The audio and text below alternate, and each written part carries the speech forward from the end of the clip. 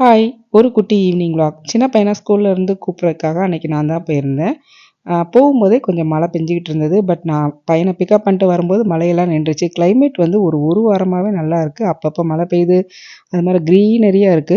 இந்த மாரிலாம் வந்து இங்க பார்க்குறது கொஞ்சம் ஷார்ட் பீரியட் ஆஃப் டைம்ல தான் இருக்கும். ஏன்னா மோஸ்ட்லி ஒயிட்டா இருக்கும். அத விட்டா ட்ரையா இருக்கும். ஸோ இருக்கும்போதே என்ஜாய் பண்ணிக்கலான்னு ஸ்கூல்லேருந்து ரிட்டர்ன் வரும்போது நாங்க 2 பேரும் பேசிக்கிட்டே அப்படியே நடந்தே வீட்டுக்கு வந்துட்டோம். வீட்டுக்கு வந்ததுமே வந்து பஜ்ஜி தான் பண்ணியிருக்கணும். ஆக்சுவலா இந்த மழைக்கு நாங்க வந்து பஜ்ஜி பண்ணல. ஒரு ஸ்வீட் தான் பண்ணோம். கோக்னட் வாட்டர் வாங்க போன ஹஸ்பண்ட் வந்து மாத்தி கோக்னட் மில்க் எடுத்துட்டு வந்துட்டாங்க. அந்த கோக்னட் மில்க்ல வந்து கொஞ்சம் சுகர் கலந்து இருந்தது.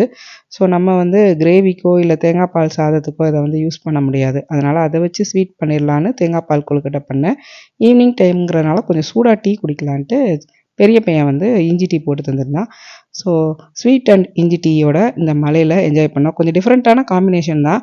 பட் நல்லா தான் இருந்தது அதுவும். ஃபர்ஸ்ட்டு சாமிக்கு வச்சுட்டு அப்புறமா சாப்பிட்டோம்.